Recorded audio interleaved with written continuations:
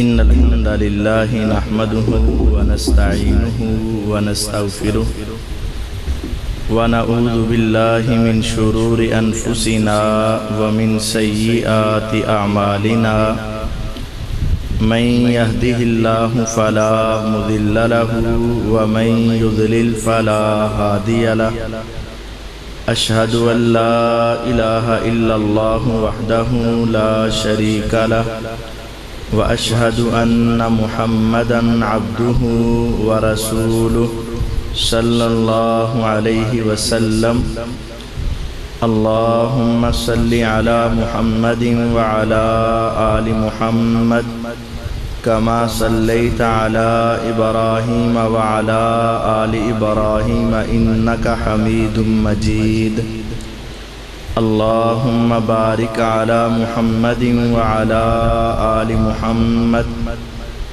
كما باركت على إبراهيم وعلى آل إبراهيم إنك حميد مجيد أما بعد فإن خير الحديث كتاب الله وخير الهدي هدي محمد صلى الله عليه وسلم وشر الأمور محدثاتها وكل محدثة بدعة وكل بدعة ضلالة وكل ضلالة في النار أعوذ بالله من الشيطان الرجيم بسم الله الرحمن الرحيم يا أيها الذين آمنوا اتقوا الله وكونوا مع الصادقين وقال جل وعلا في مقام آخر والسابقون الأولون من المهاجرين والأنصار والذين اتبعوهم بإحسان رضي الله عنهم ورضوا عنه وأعد لهم جنات تجري تحتها الأنهار خالدين فيها أبدا ذلك الفوز العظیم۔ اور سبقت لے جانے والے پہلے مہاجرین و انصار اور جن لوگوں نے ان کی پیروی کی احسان کے ساتھ اللہ تعالیٰ ان سب سے راضی ہو چکے ہیں اور وہ سب اپنے اللہ سے راضی ہو چکے ہیں اور اللہ تعالیٰ نے ان کے لیے جنتیں تیار کر رکھی ہیں جن کے نیچے نہریں جاری ہیں، وہ ان جنتوں میں ہمیشہ ہمیشہ رہیں گے۔ یہ بہت بڑی کامیابی ہے۔ معزز سامعین کرام، اللہ رب العزت کی خاص رحمت اور توفیق سے ہم تمام احباب یہاں جمع ہیں اور جمع ہونے کا جو مقصد ہے وہ فقط اپنی اور اپنے عقیدے کی اصلاح ہے۔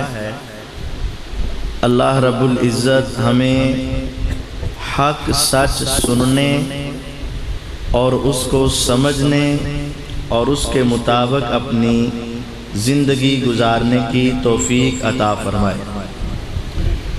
میری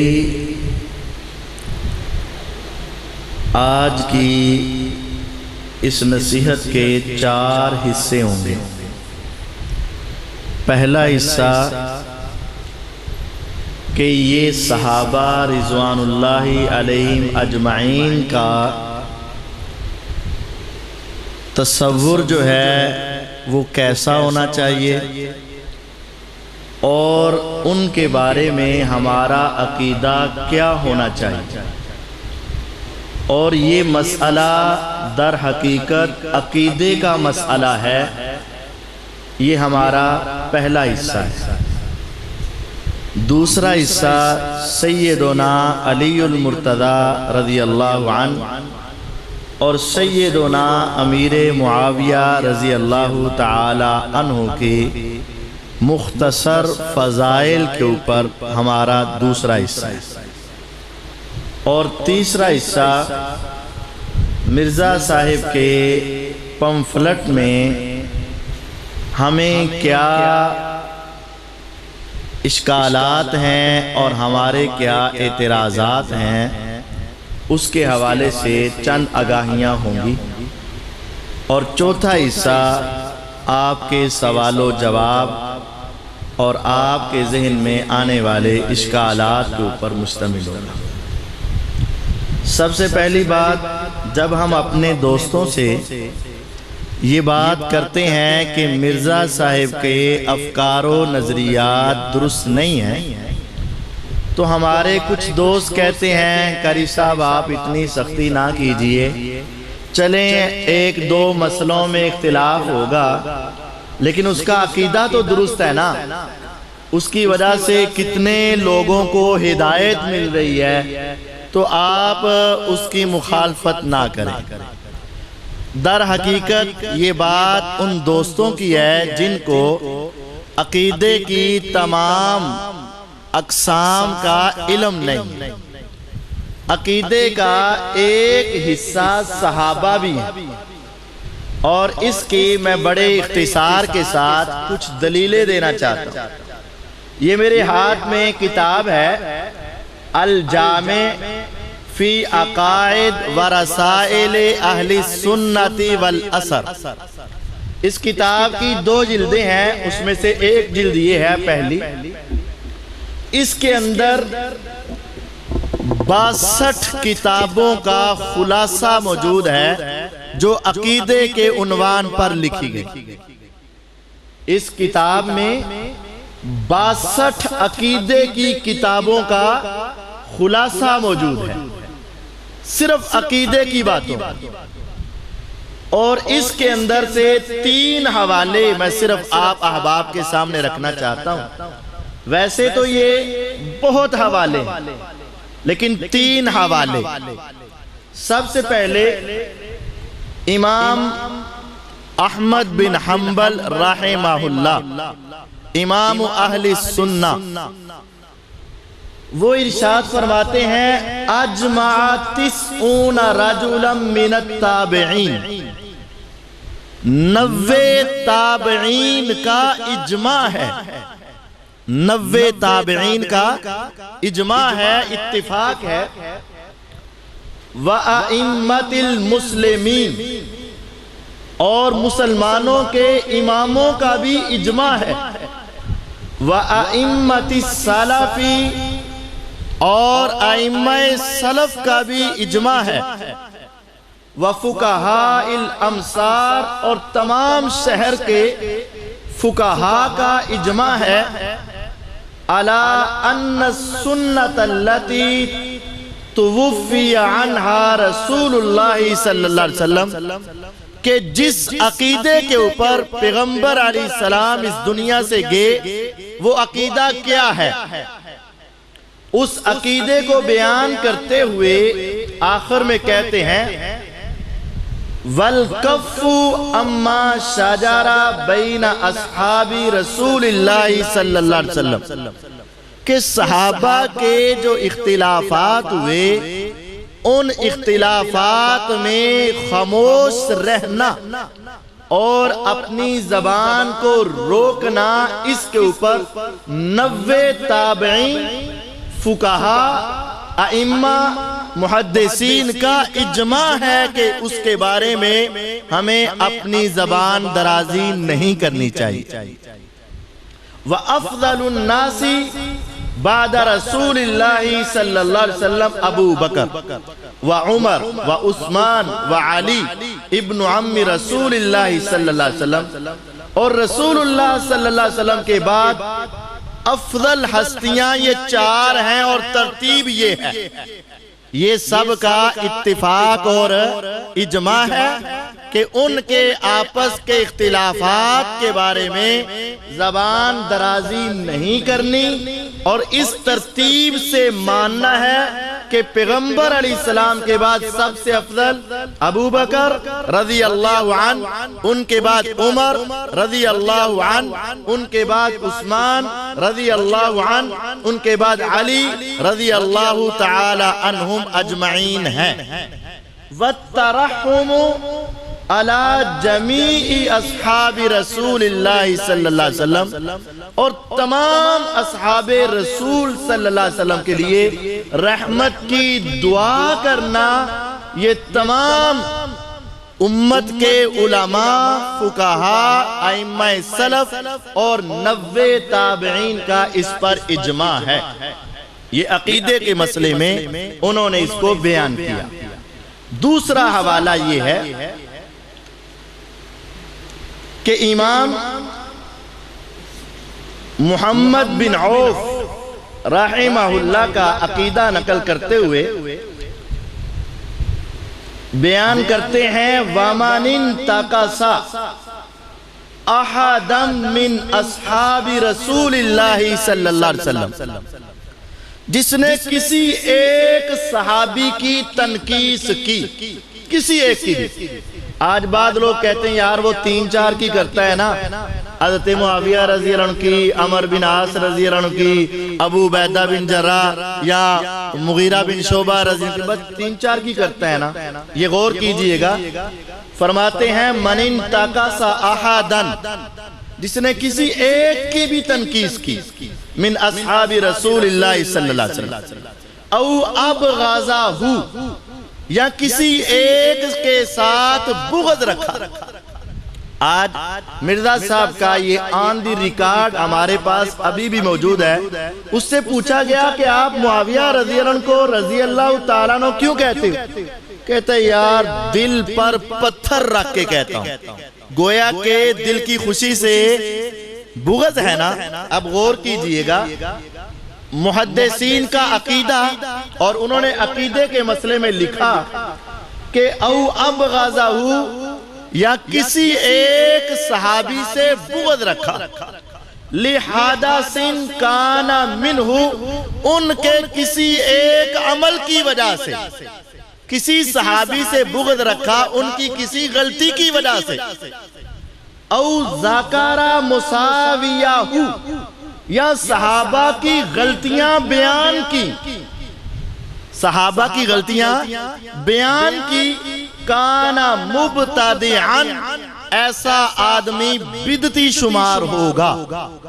جس نے بغض کیا یا غلطیاں بیان کی یا کسی ایک کی تنقیص کی، محدثین کے ہاں کانا مبتدعا، وہ بدعتی آدمی ہے، خارجا من الجماعہ، وہ ملت اسلامیہ، جماعت اسلامیہ، اہل سنت کے حق والے گروہ سے خارج ہے، خارج عن الجماعہ، جماعت سے خارج ہے، جماعت المسلمین سے خارج ہے، حتی یترحم علیہم جمیعا، جب تک تمام صحابہ پر رحمت کی دعا نہیں کرتا وہ بدعتی اور خارج من الجماعہ ہے، وَيَكُونَ قَلْبُهُ لَهُمْ بِأَجْمَعِهِمْ سَلِيمًا، جب تک اس کا دل ان تمام صحابہ کے لیے صاف نہیں ہوتا اس وقت تک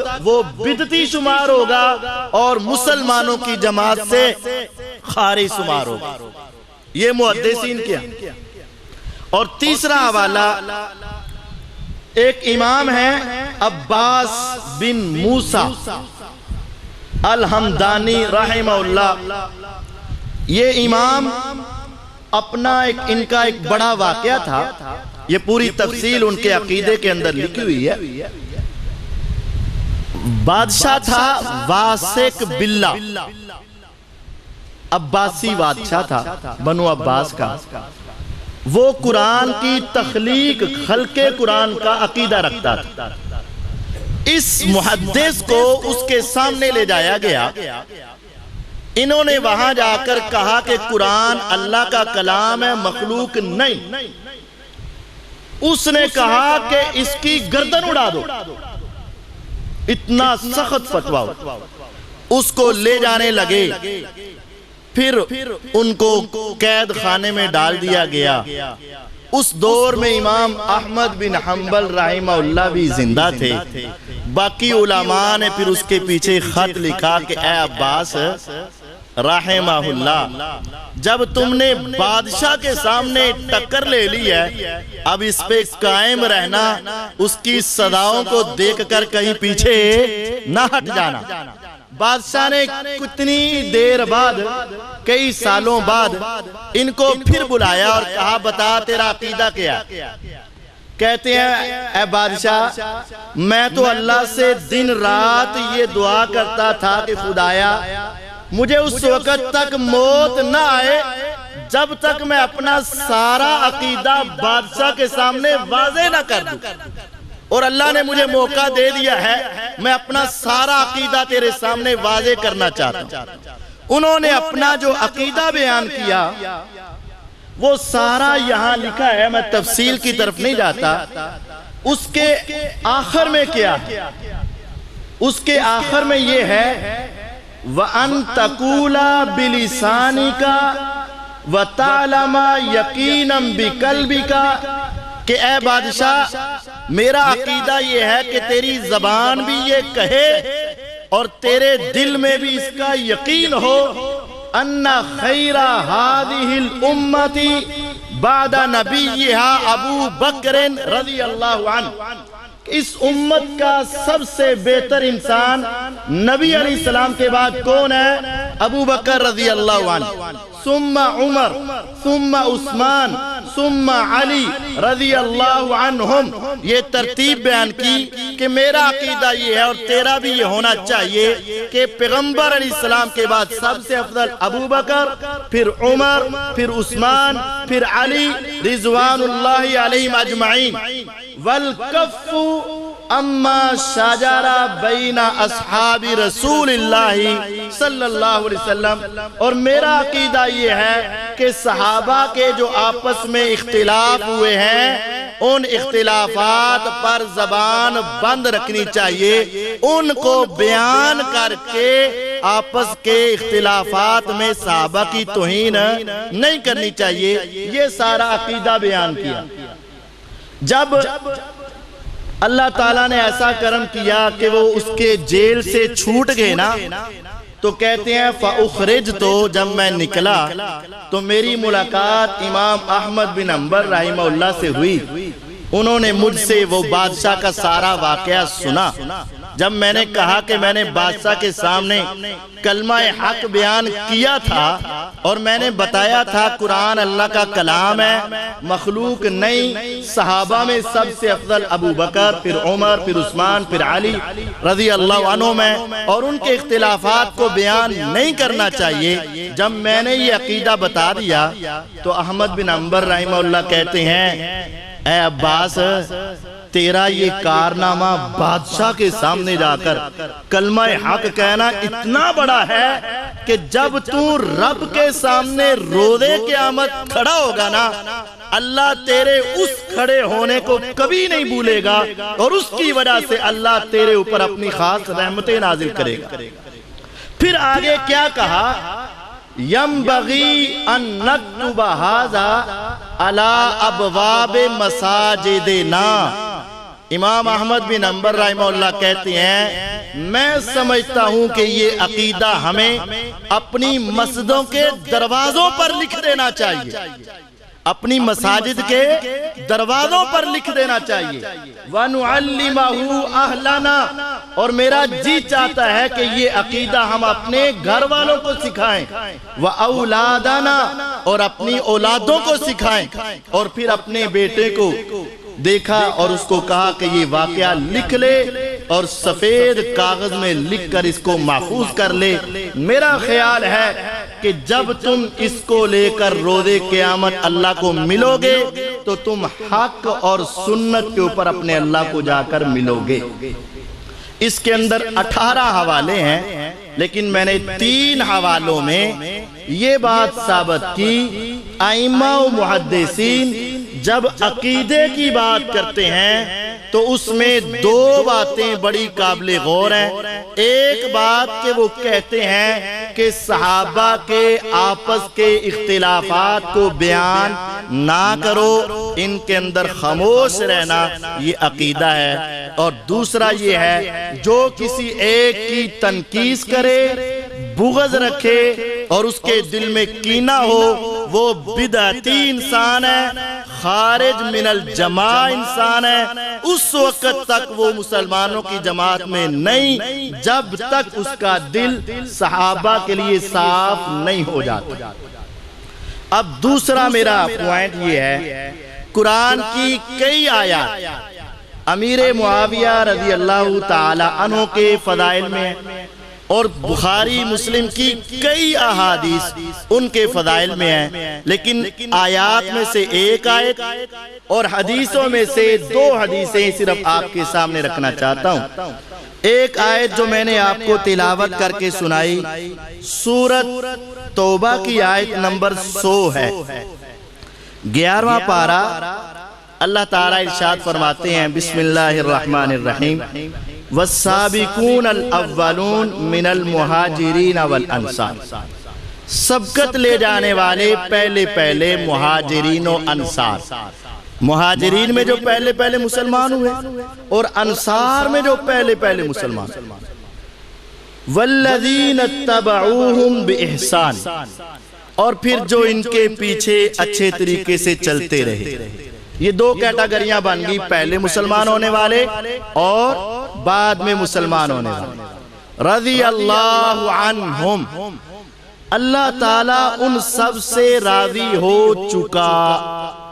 اب بڑی غور سے یہ بات سمجھنی ہے، راضیہ یہ گرامر عربی کے اعتبار سے ہے، اس کو کہتے ہیں ماضی، گزرا ہوا کام۔ اللہ تعالیٰ راضی ہو چکے، جو کام ہو گیا ہو اس میں شک نہیں ہوتا، جو ہونا ہے اس میں شک ہو سکتا ہے۔ جیسے آپ نے رات کو کسی محفل میں جانا ہے، ہو سکتا ہے پہنچے، ہو سکتا ہے نہ پہنچے، لیکن جو آپ ظہر کی نماز پڑھ آئے ہو اب اس کے بارے میں کوئی شک نہیں، وہ ہو گیا جیسے بھی ہو گیا۔ رضی اللہ عنہم، اللہ تعالیٰ ان سب سے راضی ہو گئے۔ کن سے؟ جو پہلے مسلمان ہوئے مہاجرین و انصار، اور جو بعد میں مسلمان ہوئے ان تمام پہ اللہ تعالیٰ راضی ہو چکے۔ اب کوئی مانے یا نہ مانے، کوئی راضی ہو یا نہ ہو، میرا اللہ تعالیٰ ان سب پہ راضی ہو چکا۔ اگر اب کوئی ان پر راضی نہیں تو در حقیقت وہ اللہ تعالیٰ پر راضی نہیں۔ وَرَضُوا عَنْهُ، اور وہ سب اپنے اللہ تعالیٰ سے راضی ہو گئے۔ اب امیر معاویہ رضی اللہ عنہ اس میں شامل ہے، کیونکہ وہ مہاجرین و انصار میں تو نہیں، لیکن والذین اتبعوہم بإحسان، جو ان کے بعد اچھے طریقے سے مسلمان ہوئے ان میں وہ شامل ہیں۔ اللہ تعالیٰ ان سب سے راضی ہو گئے اور وہ اپنے رب سے راضی ہو گئے۔ یا رب آپ ان پہ راضی ہوئے تو کیا فائدہ ہوا؟ فرمایا وَأَعَدَّ لَهُمْ جَنَّاتٍ، اللہ تعالیٰ نے ان کے لیے جنتیں تیار کر دی ہوئی ہیں، کرنی نہیں، جنت تیار ہو چکی ہے۔ کیسی جنتیں ہیں؟ تجری تحتها الانہار، ان کے نیچے نہریں جاری ہیں۔ یا رب العالمین وہ کتنی دیر اس میں رہیں گے؟ خالدین فیہا، ہمیشہ رہیں گے۔ یا رب العالمین کبھی کبھی ہمیشہ کا لفظ زیادہ وقت کے لیے آ جاتا ہے، 100 سال 200 سال، فرمایا نہیں، آبادا، ہمیشہ ہمیشہ رہیں گے، کبھی نہیں نکلیں گے۔ یا رب العالمین پھر تو یہ بڑی کامیابی کی بات ہے۔ فرمایا ہاں، ذالک الفوز العظیم، یہ ہی بہت بڑی کامیابی ہے۔ قرآن مجید میں جو سب سے آخری سورت نازل ہوئی اس سورت کا نام ہے سورت توبہ۔ امیر معاویہ رضی اللہ تعالیٰ عنہ اس سورت کے نازل ہونے سے پہلے مسلمان ہو چکے تھے، تو اللہ تعالیٰ نے جب یہ آیت نازل کی کہ تمام مسلمانوں سے اللہ تعالیٰ راضی ہو چکا ہے، تو امیر معاویہ رضی اللہ تعالیٰ عنہ پر، عمر بن عاص رضی اللہ عنہ پر، مغیرہ بن شعبہ رضی اللہ تعالیٰ عنہ پر اللہ تعالیٰ راضی ہو چکے ہیں، جنتیں تیار ہو چکی ہیں، وہ ان میں اب جا چکے ہیں۔ کوئی راضی ہو یا نہ ہو، میرا رب ان پہ راضی ہو چکا ہے۔ اب ہے حدیث صحیح بخاری کی۔ صحیح بخاری میں حدیث دو مقام پر آتی ہے، ایک ہے 2800 نمبر حدیث، ایک ہے 2924 نمبر حدیث۔ 2800 اور 2924 ام حرام بنت ملحان رضی اللہ عنہا نبی علیہ السلام کی صحابیاں ہیں، پیغمبر علیہ السلام کے ساتھ ان کا رضائی رشتہ ہے۔ آپ ان کے گھر میں سوئے ہوئے تھے تو آپ مسکراتے ہوئے اٹھے، جیسے ہمارے اوپر بھی بسا اوقات خواب اچھا آئے تو آپ اپنے بچوں کو دیکھیں تو وہ خواب میں کیا کر رہے ہوتے ہیں؟ مسکرا رہے ہوتے ہیں۔ انسان بھی بسا اوقات اٹھ جاتا ہے مسکراتا ہوا، اور بسا اوقات غم آئے تو گھبراہٹ کے ساتھ بھی انسان اٹھ جاتا ہے۔ تو امیر معاویہ رضی اللہ عنہ کے بارے میں حضور کو خواب آیا۔ خواب اتنا پیارا تھا کہ حضور مسکراتے ہوئے اٹھ پڑے، مسکراتے ہوئے اٹھ پڑے۔ 2800 نمبر اور 2924 یہ میں 7 کتاب لایا ہوں، دیکھنا چاہیں دیکھ لے، اپنے موبائل سے نکال لیں، اسلام 360 سے نکال لیں۔ جب وہ مسکراتے ہوئے اٹھے تو ام حرام رضی اللہ عنہ نے پوچھا پیغمبر علیہ السلام آپ کیوں مسکرا رہے ہیں؟ فرمایا کہ میں نے اپنی امت کا ایک گروہ ایسا دیکھا ہے جو بحری بیڑوں پر سوار ہو کر سمندر میں جاگے چلے گئے اور دشمنوں سے ٹکرا رہے ہیں۔ پہلے بدر ہوا، مسلمانوں کے پاس ہتھیار زیادہ نہیں تھے، احد ہوا تو قوت اتنی نہیں تھی، خندق ہوا تو خندق کھودنی پڑی، بچاؤ کرنا پڑا، لیکن میں نے اپنی امت کا ایک گروہ ایسا دیکھا جن کے پاس مالی اسباب بھی اتنے ہیں، بادشاہوں کی طرح ہتھیاروں سے لیس سمندر میں کود پڑے ہیں اور دشمن سے ٹکرانے کے لیے نکل پڑے ہیں۔ میں اپنی اس امت کے گروہ کو دیکھ کر اتنا خوش ہوا اور میں نے کہہ دیا قد اوجبو، ان سب کے اوپر واجب ہو چکی ہے۔ کیا؟ یعنی جنت ان سب پر واجب ہو چکی ہے۔ ام حرام رضی اللہ عنہ نے جب یہ مقام سنا کہ سب پہ جنت واجب ہے، اللہ کی مغفرت واجب ہے، تو وہ کہنے لگی حضور دعا کر دو اللہ مجھے ان میں شامل کر دے۔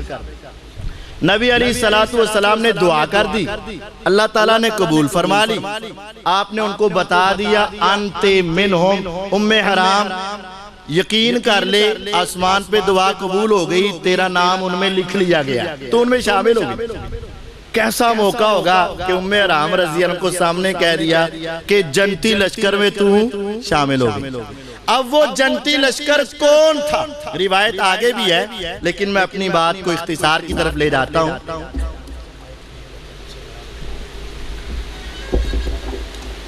اب یہ ہے 2800 نمبر حدیث کے اندر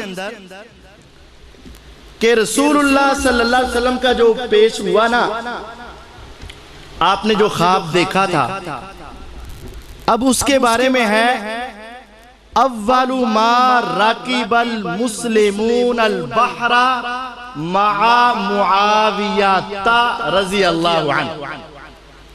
اولو پہلا، ما جو، رکب المسلمون البحر مسلمانوں کا پہلا قافلہ جو سمندر میں سوار ہوا، مع معاویہ وہ معاویہ رضی اللہ عنہ کے ساتھ گیا تھا۔ پچھلی حدیث میں 2924 میں ہے جو پہلا لشکر سمندری جہاد میں جائے گا ان پہ جنت واجب ہو چکی ہے، اور بخاری میں ہے جو پہلا گیا تھا اس کے اندر کون تھے؟ مع معاویہ تھا، وہ لشکر معاویہ رضی اللہ عنہ کے ساتھ گیا تھا۔ یہ صحیح بخاری میں۔ اب ان دونوں روایات کو ساتھ ملا کر خلاصہ یہ ہے جس لشکر کو دیکھ کر میرے آقا مسکرائیں، اس لشکر کے ایک سپہ سالار کا نام ہے معاویہ رضی اللہ عنہ۔ جس لشکر کے لیے جنت کی مغفرت کی بشارت دے اس لشکر کا سپہ سالار ہے معاویہ رضی اللہ عنہ، اور اس لشکر کا تذکرہ صحیح بخاری میں ہے اور یہاں آپ کو ایک بات بتا دوں، حدیث کے الفاظ ہیں اول ما راکب المسلمون البحر مع معاویہ۔ مع کا معنی ہوتا ہے ساتھ، جیسے وَاسْتَعِينُوا بِالصَّبْرِ وَالصَّلَاةِ إِنَّ اللَّهَ مع الصابرین، یا ایھا الذین آمنوا استعینوا بالصبر والصلاۃ ان اللہ مع الصابرین، بے شک اللہ تعالیٰ صبر کرنے والوں کے ساتھ ہے۔ اب یہاں مع معاویہ تھا، وہ پہلا لشکر کس کے ساتھ گیا تھا؟ معاویہ رضی اللہ عنہ کے ساتھ، لیکن اسلام 360 والے نے اس کا ترجمہ درست نہیں کیا۔ وہاں لکھا ہوا ہے وہ پہلا لشکر گیا تھا معاویہ رضی اللہ عنہ کے زمانے میں۔ بھئی مع معاویہ کا معنی معاویہ کا زمانہ نہیں ہوتا، کیا ہوتا ہے؟ مع معاویہ تھا، معاویہ رضی اللہ عنہ کے ساتھ۔ بعض لوگوں کو جب یہ حدیث سنائی جاتی ہے نا تو وہ بعد میں گھر میں جا کر پڑھتے ہیں، کہتے ہیں قاری صاحب تسی کہہ رہے سی اونا دے ساتھ گئے سی تے اسی تے پڑھیا تو تے لکھیا سی اونا دے زمانے چ گیا، تو زمانے میں کوئی اور بھی تو جا سکتا ہے نا۔ تو پھر ہم اسے سمجھاتے ہیں کہ اسلام 360 میں کچھ غلطیاں موجود ہیں۔ لفظ کو دیکھو، مع معاویہ، مع کا معنی ہوتا ہے ساتھ۔ آپ اردو میں بھی استعمال کرتے ہیں، جب آپ کسی کو شادی کا کارڈ بھیجتے ہیں تو لکھتے ہیں محمد عبداللہ بما اہل و عیال۔ مع کا معنی اہل و عیال سمیت، ان کے ساتھ۔ قرآن میں بھی آتا ہے ان اللہ مع الصابرین، اللہ تعالیٰ صبر کرنے والوں کے ساتھ، اور معاویہ رضی اللہ عنہ کے ساتھ۔ تو یہ ساتھ والی بات بخاری میں موجود ہے۔ تو جب قرآن میں اللہ تعالیٰ کی رضا کا ذکر ہے اور جنتی ہونے کا ذکر ہے، اور بخاری میں بھی 2924 اور 2800 نمبر حدیث میں ان کے جنتی ہونے کا ذکر ہے، تو اس کے بعد ان کے اوپر اعتراض کرنا قطعاً درست نہیں ہے۔ ہماری اس تقریر کا تیسرا حصہ، یہ آپ کے سامنے ایک پمفلٹ میں آپ کو دکھا رہا ہوں۔ یہ ہے انجینئر محمد علی مرزا صاحب کا پمفلٹ، جس کو وہ کہتے ہیں یہ میری ساری زندگی کی محنت ہے، اور اس کو وہ ہائیڈروجن بم بھی کہتے ہیں، اور کہتے ہیں میرا سارا مقدمہ اس کے اندر ہے۔ بحمد اللہ تعالی اس کا جواب ہم نے ایک ایک لائن کا جواب ہم نے اس کے اندر دے دیا ہوا ہے، لکھ کر دیا ہوا ہے۔ آپ ایک ایک حدیث کا جواب اس میں دیکھ سکتے ہیں، لیکن آج آپ کو چند باتیں سمجھانا چاہتا ہوں۔ مرزا صاحب کا یہ پمفلٹ ہے ریسرچ پیپر 5B۔ جب ہم مرزا صاحب کے کلپوں کے اوپر ان کی ریکارڈنگ پر کچھ لوگوں کو سمجھاتے ہیں، دیکھو یہ اللہ تعالیٰ کی گستاخی کر رہا ہے، دیکھو یہ حدیث میں تحریف کر رہا ہے، دیکھو یہ صحابہ کی گستاخی کر رہا ہے، دیکھو یہ قادیانیوں کی حمایت کر رہا ہے، دیکھو یہ رافضیوں کی حمایت کر رہا ہے، تو کچھ میرے دوست آگے سے کہتے ہیں نہیں قاری صاحب ایک کلپ کٹ وڈ کے ایڈیٹنگ کر کے آگے پیچھے سے کاٹ کر بیان کیا ہوگا، نہیں آگے پیچھے انہوں نے کیڑی گال کی تھی، اس واسطے آسی کلپ کے اوپر بات نہیں کرتی۔ تو ہم نے کہا ٹھیک ہے، واقعتاً ایسا ہو جاتا ہے۔ تو پھر ہم نے آپ کے سامنے یہ پمفلٹ لیا، اس پمفلٹ کا جواب بھی میرے پاس موجود ہے، 10 جواب میرے پاس ہیں، جو دیکھنا چاہے وقتی طور پر وہ ابھی آ کر ہم سے لے سکتا ہے۔ میں آپ کو دکھانا یہ چاہتا ہوں کہ مرزا صاحب کے اس پمفلٹ میں وہ حدیث بیان کرتے ہیں تو آدھی آپ اپنے اپنے موبائلوں پر کھول کر دیکھ لیں، پوری حدیث بیان نہیں کرتے۔ میں آپ کو اس میں سے یہ دکھانا چاہتا ہوں کہ مرزا صاحب حدیث بیان کر کے آگے کہتے ہیں قال شیخ الالبانی اسنادہ صحیح، کہ شیخ البانی رحمہ اللہ نے کہا اس کی سند صحیح ہے، اور جب ہم اصل کتاب کھولتے ہیں تو اوپر لکھا ہوتا ہے اسنادہ ضعیف، اس کی سند ضعیف۔ مرزا صاحب کیا کہتے ہیں؟ اس کی سند صحیح ہے۔ اصل کتاب کھولتے تو کیا لکھا ہوتا ہے؟ اس کی سند ضعیف ہے۔ مرزا صاحب کہتے ہیں اس کے اندر کوئی حدیث بغیر سند کے نہیں، ہم کھولتے ہیں تو اس کی سند ہی نہیں ہوتی۔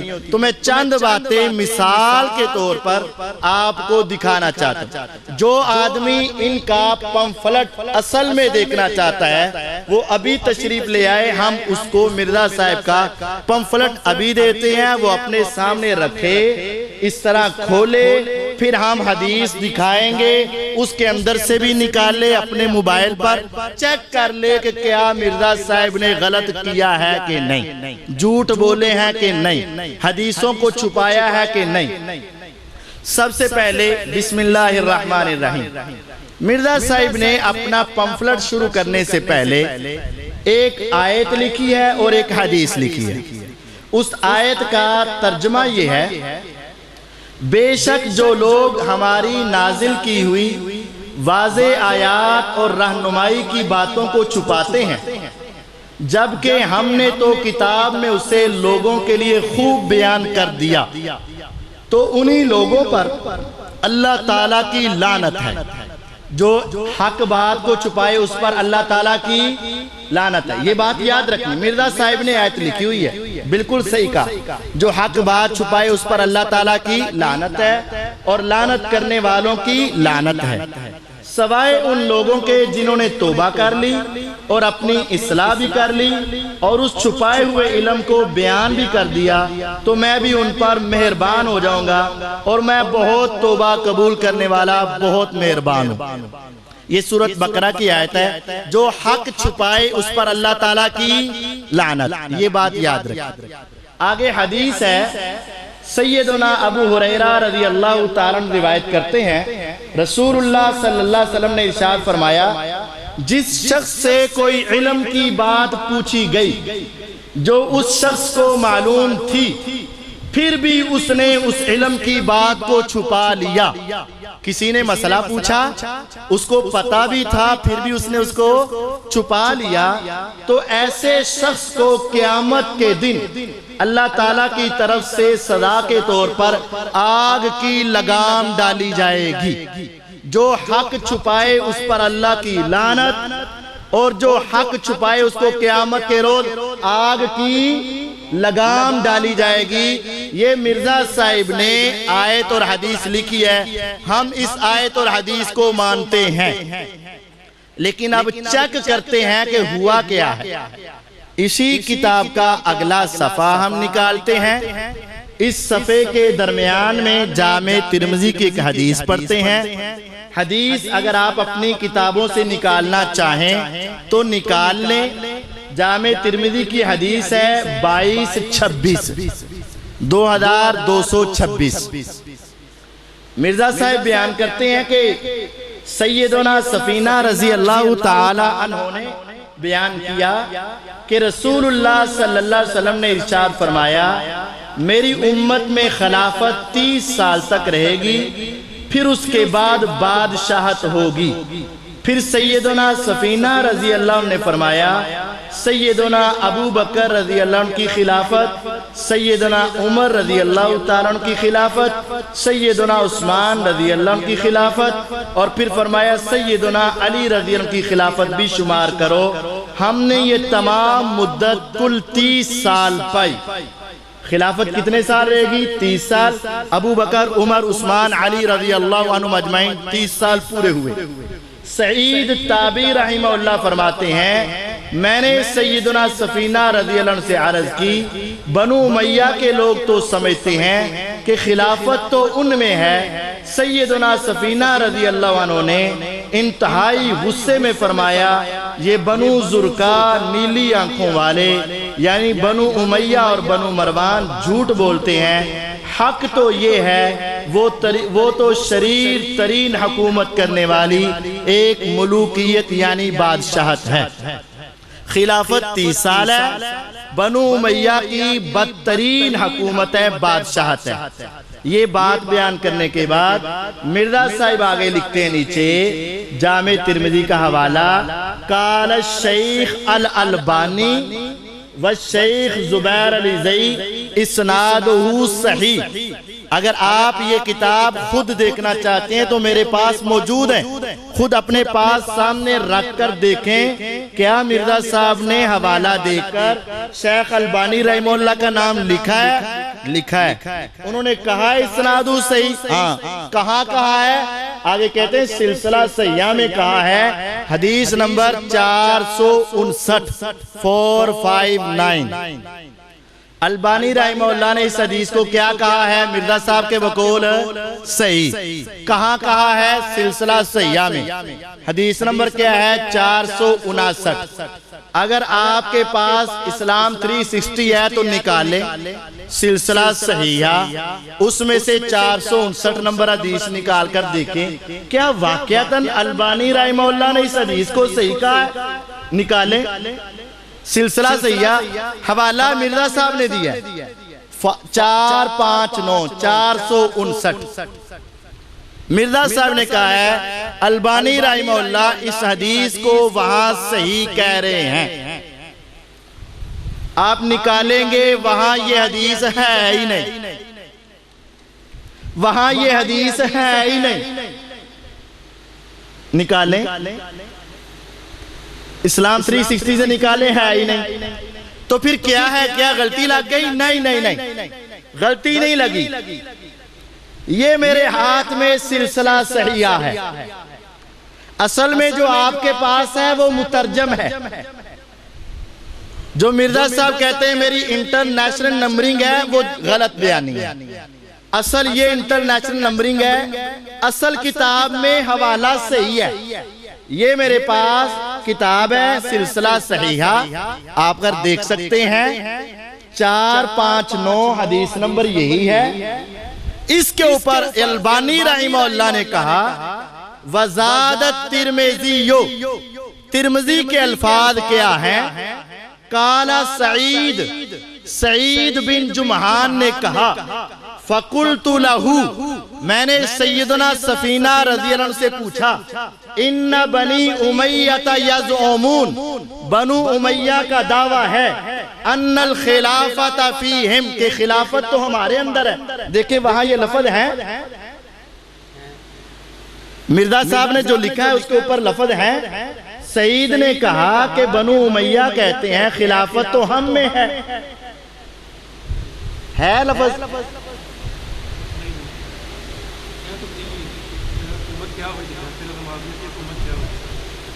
نہیں ترمذی والا یہ سعید تابعی نے کہا ان بنی امیہ یزعمون، بنو امیہ دعویٰ کرتے ہیں ان الخلافت فیہم، کہ خلافت تو ان میں ہے، ان کی خلافت ہے۔ کالا کہتے ہیں سفینہ، انہوں نے لکھا انتہائی غصے میں کہا، تو ادھر تو نہیں لکھا، مرزا صاحب دیکھ رہے ہوں گے کہ کاذبوا بنو الزرقا، بنو زرقا نیلی آنکھوں والوں نے جھوٹ بولا، بل ہم ملوک من شر الملوک، بلکہ وہ تو بادشاہ ہیں ان بڑے بدترین بادشاہ۔ یہی حدیث ہے، وہاں بھی لکھا ہے، یہاں بھی موجود ہے۔ وہاں لکھا ہے کہ البانی رحمہ اللہ کہتے ہیں اس کی سند کیا ہے؟ صحیح ہے۔ جب میں نے اصل کتاب کو کھولا آگے کیا لکھا ہے؟ قُلْتُ، میں اس حدیث پر تبصرہ یہ کرتا ہوں ہذہ الزیادہ، یہ جو الفاظ زائد ہے نا، تفرد بہا حشرج بن نباتہ، اس کو ایک راوی حشرج بن نباتہ اکیلا بیان کرتا ہے سعید بن جمحان سے، فہیہ ضعیفہ، یہ روایت ضعیف ہے، یہ حدیث ضعیف ہے، یہ الفاظ ضعیف ہیں۔ البانی رحمہ اللہ اس کو ضعیف کہہ رہے ہیں، لیکن ان کا نام لے کر مرزا صاحب لکھ کر کہہ رہے ہیں قال الشیخ الالبانی اسنادہ صحیح۔ اب یہ غلط بیانی ہوئی کہ نہیں ہوئی نا؟ اب وہ شروع والی آیت اور حدیث جس سے علم کی بات پوچھی گئی اور اس کو معلوم تھی، پھر بھی اس نے اس کو چھپا لیا، تو اس کو روز قیامت آگ کی لگام ڈالی جائے گی، اور جس نے علم کی بات کو چھپایا اس پر اللہ تعالیٰ کی لعنت ہے۔ اب جو حوالہ مرزا صاحب نے دیا اسی حوالے پر آگے لکھا ہوا ہے کہ یہ روایت ضعیف ہے۔ مرزا صاحب اس جملے کو چھپا گئے، تو جو علم کی بات چھپائے مرزا صاحب کے بقول اس پر اللہ تعالیٰ کی لعنت بھی ہے، اور اس کے اوپر آگ کی لگام بھی منہ میں ڈالی گئی۔ اب یہ دیکھ لیں، ہم نے اصل کتاب کو کھولا، جو آدمی بیچارہ اصل کتابوں تک نہیں پہنچ سکتا عربی تک، وہ تو گیا نا، اس نے تو کہنا بس مرزا صاحب نے حوالہ دے دیا تو گیا بس۔ اب یہ آگے انہوں نے پھر سارا نقل کیا ہوا ہے۔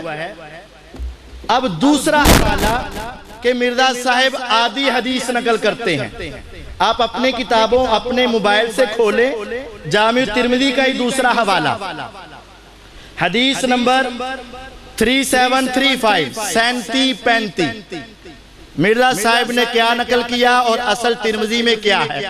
آدھی حدیث نقل کرتے ہیں 3735، کوئی آدمی پڑھنا چاہے تو آ کے پڑھے، اپنے پاس لے کر جانا چاہے تو پاس پیچھے لے کر پڑھ لے۔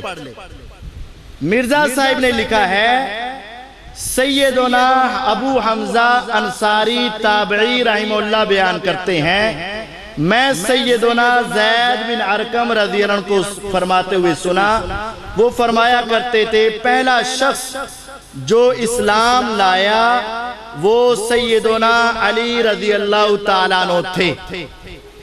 ترمذی ہے وہ چکر موبائل چکر۔ مرزا صاحب نے حدیث ختم کر دی، مرزا صاحب کے پمفلٹ کی حدیث نمبر 32 ہے، جامع ترمذی کا حوالہ دیا ہے، حدیث نمبر 37 اور 35 ہے۔ مرزا صاحب نے حدیث کتنی نقل کی ہے؟ زید بن ارقم رضی اللہ تعالیٰ نے کہا سب سے پہلے مسلمان کون ہوئے؟ علی رضی اللہ تعالیٰ، بس۔ اب اصل حدیث آپ اپنے موبائلوں سے کوئی آدمی کھڑا ہو کر پڑھے، نہیں تو میں آپ کو پڑھ کے دے دیتا ہوں۔ کیوں شیخ صاحب آپ نے نکالی ہے؟ اب اصل حدیث کیا ہے؟ کہتے ہیں جس نے سب سے پہلے اسلام قبول کیا وہ علی رضی اللہ عنہ تھے۔ اتنا مرزا صاحب نے بیان کیا نا، آگے کیا لکھا ہے؟ عمر بن مرہ کہتے ہیں میں نے اسے ابراہیم نخعی سے ذکر کیا تو انہوں نے اس کا انکار کیا اور کہا سب سے پہلے جس نے اسلام قبول کیا وہ ابو بکر صدیق رضی اللہ عنہ تھے۔ امام ترمذی کہتے ہیں یہ حدیث حسن صحیح ہے۔ روایت کے آخر میں کیا تھا کہ سب سے پہلے کون مسلمان ہوئے؟ ابو بکر رضی اللہ عنہ۔ آدھی حدیث میں کیا کہا گیا؟ سب سے پہلے کون مسلمان ہوئے؟ علی رضی اللہ عنہ۔ آگے ہی اس کا جواب ہے کہ نہیں یہ بات درست نہیں ہے، سب سے پہلے کون مسلمان ہوئے؟ ابو بکر رضی اللہ عنہ۔ مرزا صاحب نے شروع میں ہمیں سمجھایا تھا جو آدمی حق بات کو چھپائے گا اس پر اللہ تعالیٰ کی، تو یہ حق بات آگے لکھی ہوئی ہے کہ نہیں؟ مرزا صاحب نے یہ حدیث نقل کی ہے، ہم کہتے ہیں حدیث آدھی نقل کیوں کی ہے؟ آگے ہی لکھا ہوا تھا، آگے ہی لکھا ہوا تھا، لیکن آدھی حدیث بیان کرنے سے ہمسایہ ملک راضی ہوتا ہے، پوری حدیث بیان کرنے سے مسلمانوں کا عقیدہ واضح ہوتا ہے۔ مسلمان یہ کہتے ہیں سب سے پہلے اسلام لانے والے ابو بکر صدیق رضی اللہ عنہ ہیں، بچوں میں سب سے پہلے اسلام لانے والے حضرت علی رضی اللہ عنہ ہیں، اوورآل اور بڑوں میں مسلمان پہلے ہونے والے ابو بکر صدیق رضی اللہ عنہ ہیں۔ یہ پوری حدیث تھی، لیکن مرزا صاحب نے کتنی بیان کی؟ آدھی، اور آدھی کو کیا کیا؟ چھپا لیا۔ تو جو آدھی حدیثیں بتائے اور آدھی چھپائے، اور تانا علماء کو دیا جاتا ہے میں تانوں او گلاں دساں گا جڑیاں مولوی لوگوں کو کہتا ہے میں تمہیں وہ مسئلے بتاؤں گا کہ کوئی مولوی نہیں بتائے گا، تو ہم کہتے ہیں واقعتاً تو ادھیاں ادھیاں وہ بتائے گا جو باقی سارے مولوی ساری بتاتے۔ صرف ایک ہی نہیں، آگے بھی ایک نکالی ہے مستدرک حاکم، مستدرک حاکم کا بھی حوالہ دیا، آگے لکھا ہے بے شک پہلا شخص جو اسلام لایا وہ سیدنا علی بن ابی طالب رضی اللہ عنہ تھے. اتنا ہی لکھا ہے بس. پہلا شخص جو اسلام لایا کون تھے؟ علی بن ابی طالب. اس سے آگے یہ حدیث نقل کی، روایت ختم کر دی. ہمارے ہاتھ میں یہ مستدرک حاکم ہے. ہم ادھر سے پڑھتے ہیں کہ کیا ہے یہاں. ان اول من اسلم مع رسول اللہ صلی اللہ علیہ وسلم علی بن ابی طالب.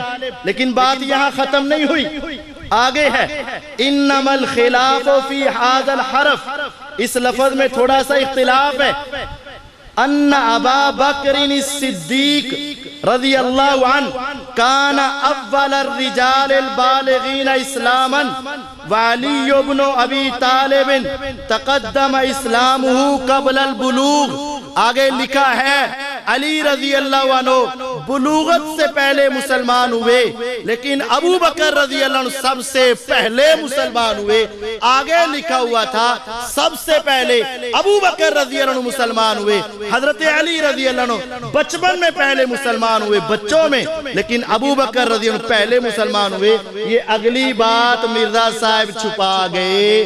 پھر وہ آیت اور حدیث اپنے سامنے رکھے کہ جو حق بات کو چھپائے اس پر کیا ہے حق بات پہ. اب یہ آئیے دوبارہ پھر پیچھے. مرزا صاحب نے دوسری حدیث میں یہ نقل کیا، اور آپ نے اکثر سنا بھی ہوگا کہ معاویہ رضی اللہ تعالی عنہ کی خلافت جو ہے وہ کاٹ کھانے والی بادشاہت ہے. سنا ہوا ہے آپ نے؟ یہ کہتے ہیں، یہ حدیث بھی سن لیں، مسند احمد نکالیں اور یہ سلسلہ بھی. یہ آپ کو مرزا صاحب کی حدیث سناتا ہوں میں، اور پھر اس کی تفصیل بھی سناتا ہوں. مرزا صاحب نے یہ حدیث نقل کی ہے کہ رسول اللہ صلی اللہ علیہ وسلم نے ارشاد فرمایا تم میں نبوت باقی رہے گی جب تک اللہ تعالیٰ چاہیں گے. حضور زندہ رہیں گے جب تک اللہ تعالیٰ چاہیں گے. پھر جب چاہیں گے اللہ تعالیٰ اس کو اٹھا لیں گے، یعنی نبوت نبی علیہ السلام چلے جائیں گے. پھر نبوت کی طرز پر خلافت ہوگی جب تک اللہ تعالیٰ چاہیں گے. پھر جب چاہیں گے اسے بھی اٹھا لیں گے. کتنے سٹیپ ہو گئے؟ 2. پہلا نبوت کے بعد نبوت جیسی خلافت. تیسرا پھر کاٹ کھانے والی بادشاہت ہوگی جب تک اللہ تعالیٰ چاہیں گے. پھر جب چاہیں گے اسے بھی اٹھا لیں گے. تیسرے سٹیپ میں کیا آ گئی؟ کاٹ کھانے والی بادشاہت. اب یہ 3 سٹیپ مرزا صاحب نے ایک حدیث میں بیان کی. پہلے میں نبوت، پھر اس کے بعد نبوت جیسی خلافت، اور پھر کاٹ کھانے والی بادشاہت. مرزا صاحب نے یہ حدیث بیان کی. اب یہ 3 سٹیپوں کی آگے وضاحت آ گئی کہ نبوت کے بعد کاٹ کھانے والی بادشاہت کب آئے گی، وہ آگے بیان کی. ترمذی والی وہی حدیث جو مرزا صاحب نے آدھی بیان کی، جس کا ذوف آگے لکھا ہوا تھا. وہ 30 سال تک خلافت رہے گی.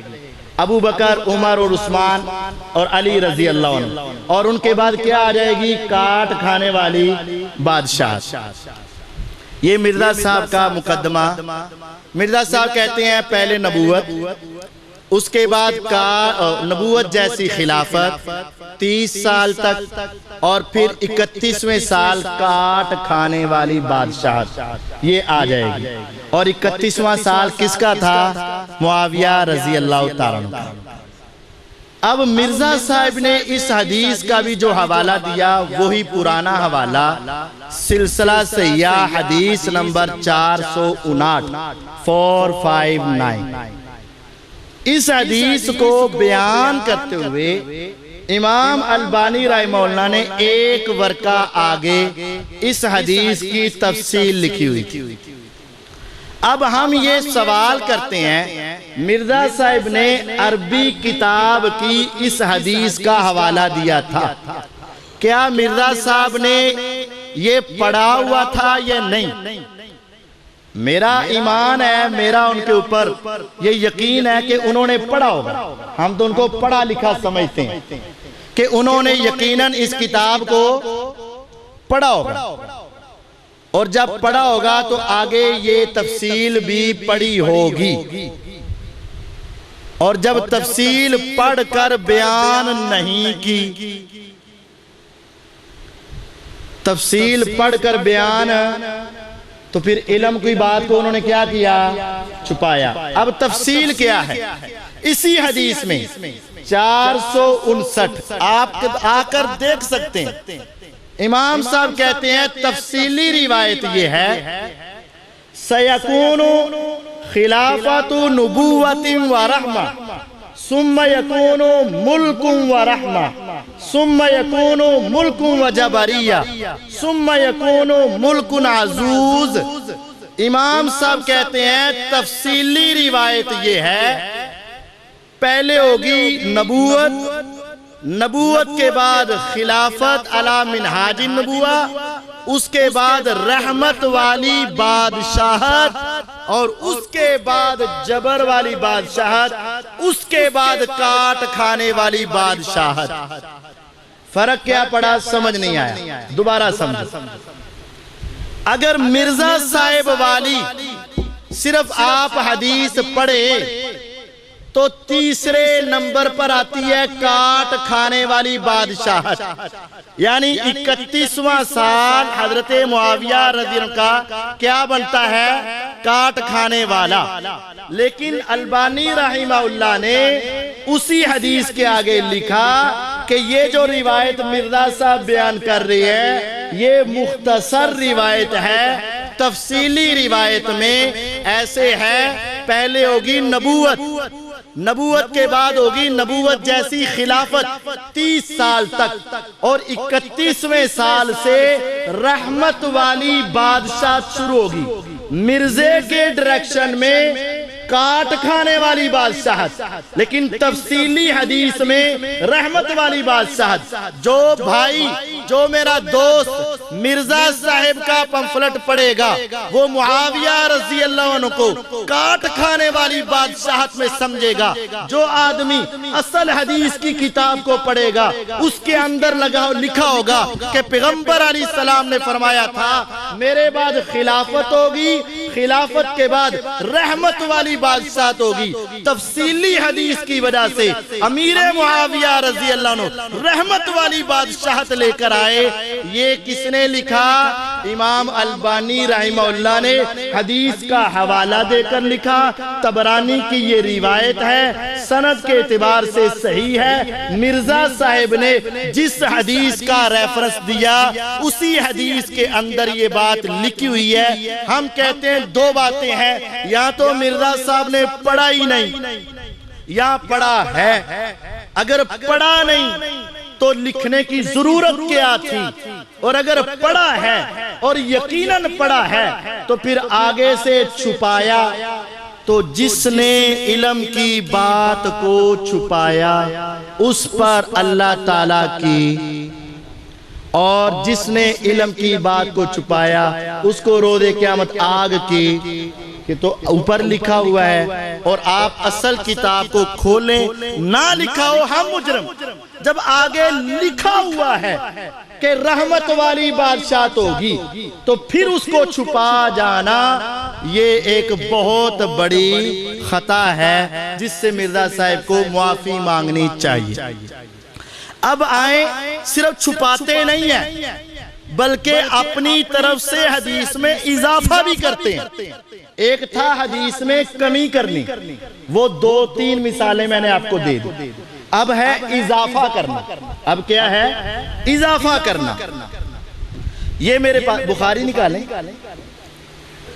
یہ مرزا صاحب نے حدیث نمبر 3 کے تحت ایک حدیث لکھی ہے، حدیث نمبر 3 کے تحت۔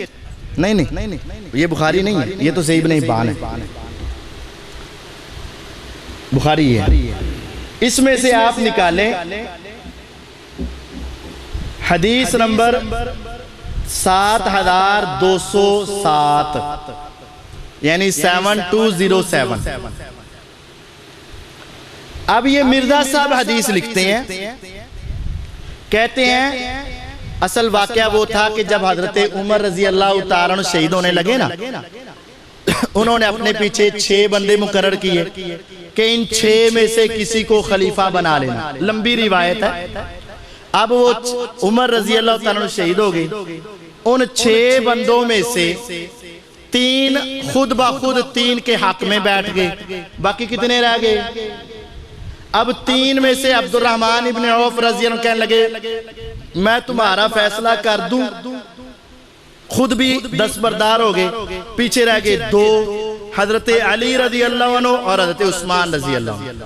اب ان کا تذکرہ یہاں کرتے ہوئے کہتے ہیں ان 6 افراد میں سے مرزا صاحب کا پمفلٹ کا صفحہ 3 آگے نوٹ، اس کے اوپر لکھتے ہیں ان 6 افراد میں سے 4 افراد سیدنا زبیر، سیدنا طلحہ، سیدنا سعد اور سیدنا عبد الرحمن ابن عوف رضی اللہ عنہ خود ہی دستبردار ہو گئے، 4 دستبردار ہو گئے، باقی کتنے رہ گئے؟ پھر انہوں ہی نے باقی بچ جانے والے سیدنا علی رضی اللہ عنہ اور سیدنا عثمان رضی اللہ عنہ میں سے سیدنا عثمان رضی اللہ عنہ کو خلیفہ منتخب کر لیا۔ اب انہوں نے کس کو خلیفہ منتخب کیا؟ سیدنا عثمان کو۔ اور سب سے پہلے، یہ جملہ سننا، اور سب سے پہلے سیدنا علی رضی اللہ عنہ نے سیدنا عثمان رضی اللہ عنہ کی بیعت کی۔ سب سے پہلے کس نے بیعت کی؟ سیدنا علی نے۔ کس کی بیعت کی؟ سیدنا عثمان کی۔ کون لکھ رہے ہیں؟ مرزا صاحب۔ ابھی آپ نے اپنی کتابوں پہ دیکھنا ہے، اتھے یا گال نہیں ہوئے، وہاں یہ بات سیدنا علی رضی اللہ عنہ نے سیدنا عثمان کی بیعت کی، لہٰذا سیدنا عثمان رضی اللہ عنہ کی شہادت کے بعد سیدنا علی رضی اللہ عنہ سے بڑھ کر کوئی شخص خلافت کا حقدار نہیں تھا، اسی لیے صحابہ نے سیدنا علی رضی اللہ عنہ کو سیدنا عثمان رضی اللہ عنہ کے بعد خلیفہ چن لیا تھا۔ یہ پوری تفصیل آگے لکھی ہے، حوالہ بخاری کا 3700 نمبر بھی ہے اور 7207 بھی ہے۔ اب انہوں کے 2 باتیں آپ نے غور کرنی۔ سب سے پہلے بیعت کس نے کی؟ حضرت علی نے۔ مرزا صاحب نے لکھا ہے، آپ پڑھ سکتے ہیں، حضرت صاحب یہ پڑھیں۔ سب سے پہلے بیعت کس نے کی؟ حضرت، نوٹ کے آخر میں سب سے پہلے بیعت کس نے کی؟ حضرت علی رضی اللہ عنہ نے۔ مرزا صاحب لکھ رہے ہیں اور آگے لکھ رہے ہیں کہ پھر اسی لیے لوگوں نے حضرت عثمان کے بعد حضرت علی کو خلیفہ منتخب کر لیا۔ یہ پوری لائن لکھی ہوئی ہے، یہ آپ کے سامنے بخاری ہے۔ اصل حدیث کا جو حوالہ مرزا صاحب نے دیا اس کے الفاظ پڑھ کے سناتا ہوں۔ فَبَایَعَهُ عبد الرحمن، سب سے پہلے بیعت کی عبد الرحمن بن عوف رضی اللہ عنہ نے۔ مرزا صاحب کہہ رہے ہیں کس نے کی؟ حدیث میں کیا ہے کس نے کی؟ یہ حدیث نمبر ہے 7207 اور دوسرا حوالہ کیا تھا؟ 3700، 3700۔ میں 3700 سے بھی یہ حدیث آپ کو پڑھ کر سنا دیتا ہوں۔ اس کے اندر ہے فلما اخذ المیثاق، جب وعدہ لے لیا، قال عبد الرحمن کہتے ہیں ارفع یدک یا عثمان، حضرت عبد الرحمن بن عوف نے کہا اے عثمان اپنا ہاتھ اٹھاؤ۔ فبایعہ، پہلے عبد الرحمن رضی اللہ عنہ نے بیعت کی، فبایع لہ علی، پھر اس کے بعد حضرت علی رضی اللہ عنہ نے بیعت کی۔ ان حدیثوں میں ہے سب سے پہلے کس نے بیعت کی؟ عبد الرحمن ابن عوف نے۔ مرزا صاحب لکھ رہے ہیں کس نے بیعت کی؟ حضرت علی نے۔ اس سے اگلی بات زیادہ قابل غور ہے، یہاں حدیث ختم ہو جاتی ہے جب حضرت عبد الرحمن ابن عوف بیعت کرتے ہیں اور اس کے بعد صحابہ بیعت کرتے ہیں، حضرت علی رضی اللہ عنہ بیعت کرتے ہیں، تو وہاں حدیث ختم ہو جاتی ہے، لیکن مرزے کی لکھی ہوئی حدیث ختم نہیں ہوتی۔ بخاری میں حدیث ختم ہو گئی، مرزا صاحب نے حدیث میں اپنی طرف سے اضافہ کر کے ایک لائن پوری اضافہ کر دیا۔ کہتے ہیں سیدنا عثمان رضی اللہ عنہ کی شہادت کے بعد سیدنا علی رضی اللہ عنہ سے بڑھ کر کوئی شخص خلافت کا حقدار نہیں تھا، اسی لیے صحابہ نے حضرت علی کو عثمان کے بعد خلیفہ چن لیا تھا۔ یہ ساری عبارت لکھ کر حوالہ کس کا دیا؟ بخاری کا۔ اللہ کی قسم اٹھا کے کہتا ہوں پوری بخاری میں کسی جگہ پر یہ لفظ موجود نہیں۔ حدیثوں کو کم کرنا بھی اور حدیثوں میں اضافہ کرنا بھی مرزا صاحب کا پسندیدہ مشغلہ ہے۔ سنن نسائی الکبریٰ نکالیں، یہ لگتی ہے۔ اب ایک اور بات آپ کو مرزا صاحب کی سنا دوں۔ آپ نے سنا ہوگا کہ لوگ ممبروں پر حضرت علی رضی اللہ عنہ کو گالیاں دیتے تھے، سنا ہوا ہے؟ یہ مرزا صاحب نے بھی لکھا ہوا ہے، اور یہ مرزا صاحب کی کتاب کے اندر موجود ہے سنن نسائی الکبریٰ کے حوالے سے۔ یہ مرزا صاحب کے پمفلٹ کی حدیث نمبر 42 ہے، صفحہ نمبر 21 ہے۔ اس کے اوپر کہتے ہیں سیدنا عبداللہ بن ظالم تابعی رحمہ اللہ بیان کرتے ہیں کہ جب معاویہ بن ابی سفیان رضی اللہ عنہ کوفے میں آئے تو مغیرہ بن شعبہ رضی اللہ عنہ نے کچھ خطباء مقرر کیے جو کہ سیدنا علی رضی اللہ عنہ کے اوپر زبان درازی کرتے تھے۔ چنانچہ سیدنا سعید بن زید نے میرا ہاتھ پکڑا اور فرمایا اس ظالم شخص کو دیکھتے ہو، یہ ایک جنتی شخص پر لعنت کرواتا ہے۔ آگے وہ ساری حدیث بیان کی۔ سنن نسائی الکبریٰ، سنن نسائی الکبریٰ، مرزا صاحب نے یہ حدیث بیان کی اور اس کا حوالہ دیا 8208 8190 سنن نسائی الکبریٰ۔ پہلی بات یہ ہے کہ آج تک اس کتاب کا اردو ترجمہ نہیں ہے۔ اس کتاب کا اردو ترجمہ ہمارے علم میں آج تک، اس کا مطلب ہے کہ مرزا صاحب نے کہاں سے پڑھا ہوگا؟ عربی کتاب سے۔ یہ کہاں سے پڑھی ہوگی کتاب حدیث؟ آگے لکھ دیا ہے کہ شیخ البانی، شیخ زبیر علی زئی، شیخ غلام مصطفیٰ زئی سب اس کی سند کو صحیح کہتے ہیں۔ جب ہم نے یہ کتاب اصل اٹھائی سنن الکبریٰ للنسائی، یہ حدیث جو مرزا صاحب بیان کر رہے ہیں عبداللہ بن ظالم تابعی کی سعید بن زید رضی اللہ عنہ سے، صفحہ نمبر 42 کے اوپر اور حدیث نمبر 42 صفحہ نمبر 21، اس کے اوپر امام صاحب نے اس حدیث کو بیان کرنے سے پہلے یہی سند، یہی حدیث بیان کر کے کہتے ہیں ہلال بن یساف لم یسمعہ من عبداللہ بن ظالم۔ عبداللہ بن ظالم کا نام ہے سند میں؟ بالکل ہے۔ عبداللہ بن ظالم یہ حدیث بیان کر رہے ہیں۔ امام صاحب نے یہ حدیث بیان کرتے وقت لکھ دیا تھا، فیصلہ کر دیا تھا یہ حدیث ہلال بن یساف نے عبداللہ بن ظالم سے نہیں سنی، روایت ضعیف ہے۔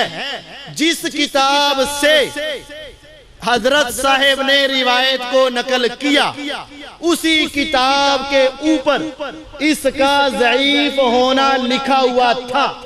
مرزا صاحب نے یا تو پڑھائی نہیں، کسی سے سن سنا کے حوالہ لکھا، اگر تو خود پڑھا نہیں تو ایسے لکھنا یہ گمراہی ہے، اور اگر پڑھا ہے اور میں سمجھتا ہوں کہ پڑھا ہے کیونکہ پڑھا لکھا آدمی ہے، تو جب پڑھنے کے باوجود، دیکھنے کے باوجود کہ امام صاحب نے اوپر لکھا ہوا ہے کہ یہ روایت صحیح نہیں، ہلال بن یساف کا اس روایت کو عبداللہ بن ظالم سے سننا ثابت نہیں، یعنی یہ روایت ضعیف ہے، تو مرزا صاحب کا یہ بات چھپا جانا، یہ علم کی بات نہ بتانا ہمیں پھر مرزا صاحب کے پمفلٹ کے آغاز میں لے جاتا ہے کہ وہاں کیا ہے، جس نے علم کی بات چھپائی اس کے اوپر اللہ تعالیٰ کی لعنت۔ اب اس سے آگے آپ نے سنا ہوگا تاریخ الخلفاء نکالنے، سنا ہوگا کہ مرزا صاحب اکثر کہتے ہیں 60 سال تک بنو امیہ ممبروں پر چڑھ کے حضرت علی رضی اللہ عنہ کے اوپر نعوذ باللہ لعنت کرتے تھے، سنا ہوا ہے آپ نے؟ اب یہ مرزا صاحب کے پمفلٹ کا اوپر والا حصہ، سب سے اوپر مرزا صاحب کہتے ہیں میرا یہ پمفلٹ فرقہ واریت سے بچ کر صرف قرآن، صحیح الاسناد احادیث کو حجت و دلیل ماننے اور جھوٹی بے سند اور ضعیف الاسناد تاریخی روایات کے فتنوں سے بچنے والوں کے لیے، میرا یہ پمفلٹ صرف ان کے لیے ہے جو قرآن کو مانتے ہیں، صحیح حدیث کو مانتے ہیں اور جھوٹی بے سند ضعیف الاسناد روایات کے فتنوں سے بچنے والے ہیں، ان میں جاتے نہیں۔ میرا یہ پمفلٹ کن کے لیے ہے؟ جو جھوٹی حدیثیں، ضعیف الاسناد اور تاریخی روایات کے فتنے میں۔ نیچے لکھا ہے علامہ جلال الدین سیوطی المتوفا 911 ہجری لکھتے ہیں، علامہ جلال الدین سیوطی جو فوت ہوئے ہیں 911 ہجری میں، یعنی رسول اللہ صلی اللہ علیہ وسلم سے تقریباً 900 سال بعد۔ آپ 11ویں ہجری کے آغاز میں فوت ہوئے نا، یہ 900 سال کا لمبا فاصلہ ہے، اس وقت فوت ہوئے۔ وہ لکھتے ہیں کہ بنو امیہ اپنے خطبات میں سیدنا علی رضی اللہ عنہ کو گالی دیا کرتے تھے، پھر جب عمر بن عبدالعزیز رحمہ اللہ آئے تو انہوں نے اس غلیظ رسم کو بند کروایا۔ بنو امیہ 60 سال تک ممبروں پر کیا کرتے تھے؟ لعنت بھیجتے تھے، پھر انہوں نے آ کر عمر بن عبدالعزیز نے کیا کروایا؟ بند کروایا۔ حوالہ کیا ہے؟ تاریخ الخلفاء۔ حوالہ کیا ہے؟ تاریخ الخلفاء۔ ہم نے تاریخ الخلفاء لے لی، اس میں لکھا ہے کہ بنو امیہ 60 سال تک ممبروں پر لعنت کرواتے تھے۔ اچھا، اس کو ہم نے کھولا تو کیا لکھا ہے؟ اب 900 سال بعد آنے والا بندہ، اس کی سند کی ضرورت ہے کہ نہیں؟ سند کی ضرورت ہے کہ نہیں؟ ارے اب اگر ابو داؤد، ترمذی، نسائی، ابن ماجہ حدیث کی کتابوں میں بھی کوئی بات بغیر سند کے لکھی ہو اس کو قبول نہیں کیا جائے گا۔ اور مرزا صاحب نے بھی لکھا ہے میرا یہ پمفلٹ ضعیف الاسناد روایتوں سے بچنے والوں کے لیے ہے، تاریخ کی جھوٹی روایتوں سے بچنے والوں کے لیے ہے، بے سند روایتوں سے بچنے والوں کے لیے ہے۔ ہم نے کہا تیرا سلوگن تو بڑا پیارا ہے، تیرا نعرہ تو بڑا اچھا ہے، اب یہ تو نے بات کی ہے، دیکھتے ہیں اس میں کیا ہے۔ ادھر لکھا ہے 900 سال بعد آنے والا بندہ کہتا ہے بعض لوگوں کا بیان ہے، بعض لوگوں کا بیان ہے کہ بنو امیہ خطبے میں حضرت علی رضی اللہ عنہ کو گالی دیا کرتے تھے، تو پھر عمر بن عبدالعزیز رحمہ اللہ نے خلیفہ ہوتے ہی اس کو ختم کروا دیا۔ کس نے کہا؟ بعض لوگوں نے۔ سند کہاں ہے؟ 900 سال کا فاصلہ ہے، ہر سال کے اندر بھی ایک بندے کا بھی اگر نام ہو ہر سال میں ایک اور 100 سالوں میں بھی اگر ہو تو پھر بھی 9 بندوں کی سند بنتی ہے. ہر سال کا ایک لگاؤ تو 900 بندے بنتے ہیں. 900 سال بعد آنے والا بندہ بغیر سند کے ایک بات کرتا ہے اور مرزا صاحب اس کو حق، سچ، دین اور شریعت سمجھ کر ایسے بیان کرتے ہیں جیسے پوری دنیا کا سب سے بڑا سچ یہ ہے. یہ چند مثالیں، ورنہ ہم آپ کو لمبے وقت میں 20 مثالیں دکھا سکتے تھے. مرزا صاحب جھوٹی روایتیں بھی بیان کرتے ہیں، ضعیف روایتیں بھی بیان کرتے ہیں، آدھی روایتیں بھی بیان کرتے ہیں، اپنی طرف سے اضافہ بھی کرتے ہیں. اوپر ضعیف لکھا ہوتا ہے، الٹ بیان کر کے کہتے ہیں انہوں نے صحیح کہا ہے. امام صاحب نے بتایا ہوتا ہے ہلال بن یساف عبداللہ بن ظالم سے ڈائریکٹ بیان کرے گا تو اس کا سننا سما ثابت نہیں، اور عبداللہ بن ظالم کے آگے بھی فلاں بن حیان یا حیان بن فلاں وہ مجہول ہونے کی وجہ سے وہ روایت بھی ضعیف ہے. اس کی کوئی صحیح سند ان کا گالیاں دینے والی ثابت نہیں ہے. یہ چند نمونے میں نے آپ کے سامنے رکھے ہیں. باقی ہمارے آج کی مجلس کا آخری حصہ، چوتھا حصہ آپ کے سوالات اور ہمارے جوابات ہیں. اللہ تعالیٰ ہمیں سمجھنے اور اپنی اصلاح کرنے اور تحقیق کرنے کی توفیق عطا فرمائے. وآخر دعوانا ان الحمدللہ رب العالمین. جو دوست سوال کرنا